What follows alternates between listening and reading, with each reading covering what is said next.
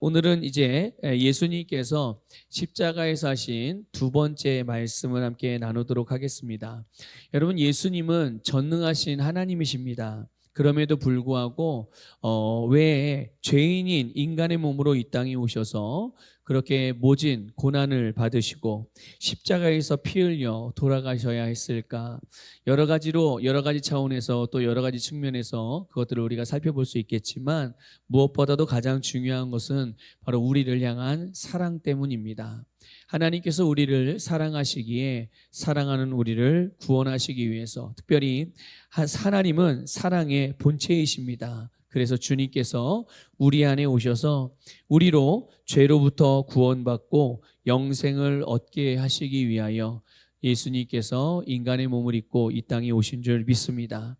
그래서 하나님의 이 바로 사랑이 우리를 영원한 하나님께로 인도해 주셨을 뿐만 아니라 또 영원을 사모하는 마음을 갖게 하셨고 또 영원한 것을 우리에게 얻게 해주신 줄 믿습니다. 여러분, 여러분의 심령 안에 영원을 사모하는 마음이 있다는 것을 믿으시길 바랍니다. 그리고 그 영원한 삶을 우리가 얻어서 그 삶을 살아가게 해주신 것이 바로 하나님의 사랑이 우리에게 행하신 일입니다. 여러분, 이 놀라운 사랑을 하나님께서 예수님의 십자가를 통해서 우리에게 보여주신 것이죠. 확증해 주셨고 바로 그 징표를 주신 것입니다. 그래서 하나님이 나를 사랑하시는 것을 내가 어떻게 알아요? 보고 듣고 느끼는 것으로 행하려고 하는 이들에게는 십자가를 바라보라고 이야기합니다. 그래서 십자가를 바라볼 때 그 십자가에 달리신 예수님의 놀라운 그 속량의 은혜, 우리를 대신하여 죽으신 죽으심을 통해서 우리를 위해 피 흘리시고 내어주신 생명을 우리가 바라보면서 또 그것을 묵상하면서 주님의 사랑을 우리가 기억하고 또 그 사랑을 믿음으로 받아들일 수도 있죠. 여러분, 로마서 5장 8절에 말씀합니다. 같이 읽어보겠습니다. 우리가 아직 죄인 되었을 때에 그리스도께서 우리를 위하여 죽으심으로 하나님께서 우리에 대한 자기의 사랑을 확증하셨느니라. 아멘. 여러분, 하나님의 사랑이 우리가 뭔가를 잘했을 때 우리에게 부어진 것이 아닙니다. 이미 우리가 죄인이었던 그 상태였을 때 하나님께서 당신의 아들 예수님을 이 땅에 보내셔서 우리에게 대한 사랑을 확증해 주시고 보여주신 줄 믿습니다. 자, 이런 놀라운 사랑을 깨닫고 또 이 사랑을 받아들였던 사도 바울은 갈라디아서 6장 14절에서 이렇게 고백을 합니다. 같이 읽어보겠습니다. 그러나 내게는 우리 주 예수 그리스도의 십자가 외에 결코 자랑할 것이 없으니 그리스도로 말미암아 세상이 나를 대하여 십자가에 못 박히고 내가 또한 세상을 대하여 그러하니라. 아멘. 바울은 혈통적으로든 민족적으로든 학문적으로 종교적으로 또한 경제와 문화적으로 내세울 것들이 사실은 많았던 사람입니다. 그래서 누구에게 어느 사람에게든 어느 유대인이든 로마인이든 누구에게나 내가 이런 사람이야라고 했을 때 소개했을 때 누구나 그렇구나라고 대단하게 여길 만한 그런 사람이었죠. 그런데 예수님을 믿은 후에 이것이 모두 세상에 속한 것이고 잠깐 있다가 사라질 것들임을 깨달아요. 그리고 어떻게 고백하냐면 이런 것들을 배설물과 같이 여겼다고 할 정도였습니다. 그만큼 깊이 하나님의 사랑을 깨달았고 그 십자가에 새겨진 주님의 놀라운 은혜를 믿었던 것이죠. 사도 바울은 예수 그리스도로 말미암아 세상에 대하여 죽고 의이신 하나님에 대하여 새롭게 거듭난 자로서 영원한 것을 사모하고 또 영원한 것을 자랑하고 또 영원한 것을 위해서 살기로 선택을 한 것입니다. 여러분, 이것이 바로 예수님의 십자가의 능력이고 하나님의 사랑의 능력인 줄 믿습니다. 그 십자가의 은혜를 믿음으로 받아들이고 그 사랑을 믿음으로 받을 때 이런 놀라운 구원의 능력이 또 변화의 능력이 새로운 놀라운 역사가 우리에게도 동일하게 일어나는 것이죠. 여러분, 예수님이 십자가에 달리셨을 때 양쪽에 두 강도가 함께 매달려 죽어가고 있었습니다. 그들은 자기들이 지은 죄로 인해서 형벌을 받은 거죠. 그러니까 그 차이, 예수님과의 차이가 그거예요. 예수님은 죄가 없으셨지만 우리의 죄를 짊어지시고 십자가에 달리신 것이고, 양쪽에 있던 그 강도들은 자기들이 지은 죄 때문에 십자가 형벌을 받고 있는 거죠. 그렇게 죄로 인한 형벌을 받고 있는 가운데서도 그 가운데 한 강도는 예수님이 어떤 분인지 알고 믿게 된 거예요. 어디에서요? 십자가 위에서.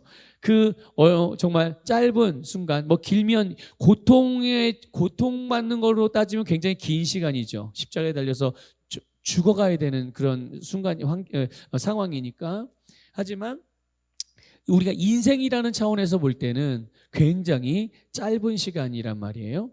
그런데 그 가운데서 그 십자가 위에서 예수님을 믿고 영접하고 구원을 받는 일이 일어나게 됩니다. 여러분, 예수님이 복음이십니다.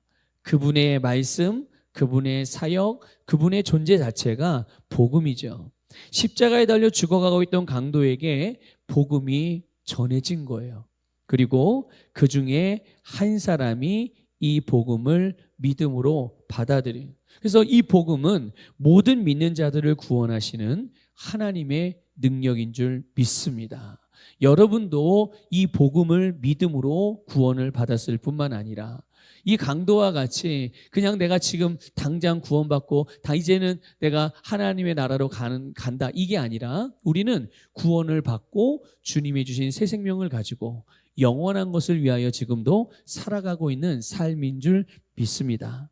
여러분, 십자가에 달린 한 강도가 예수님의 복음을 만나기 전까지는 여전히 강도였습니다. 십자가 형틀에서 처형을 당할 만큼 그런 흉악한 죄를 지었던 사람, 그리고 십자가의 처형이라는 판결, 사형을 받는 것에 대해서도 억울해했던 사람입니다. 내가 지은 죄가 얼마나 크다고 십자가에서 나를 죽이려고 하느냐, 왜 사형을 판결하느냐, 이런 걸로 억울해했던 사람이에요. 그런데 복음이신 예수님을 만났을 때 한 강도는 자기가 죄인이라는 것을 깨닫게 됩니다.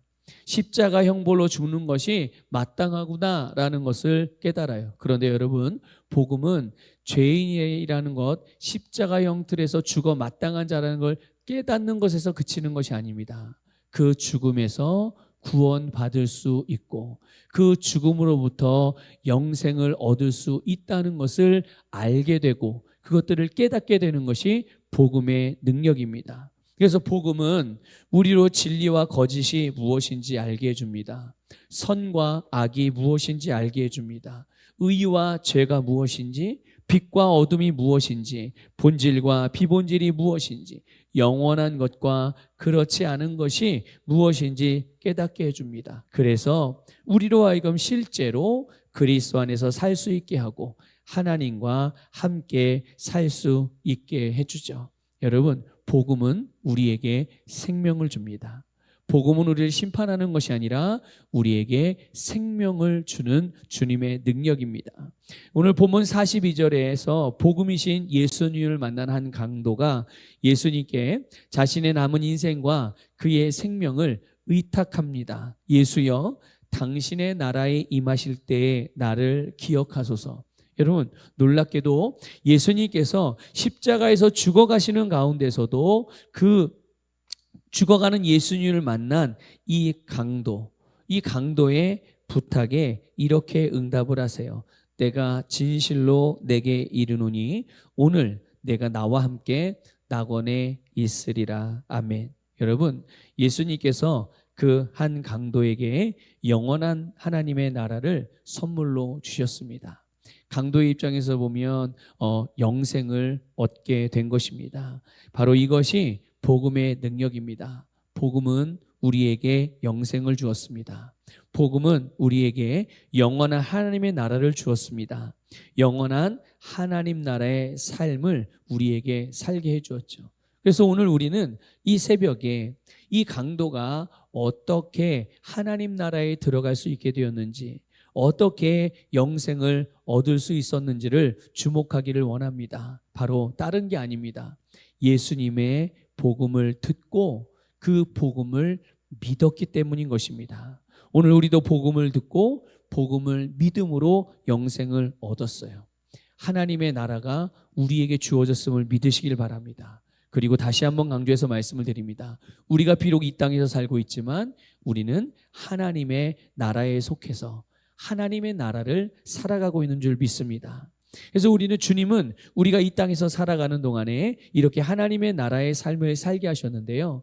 하나님의 나라가 어떤 곳입니까? 하나님의 나라는 복음을 전파함으로써 점점 확장되어지는 나라입니다.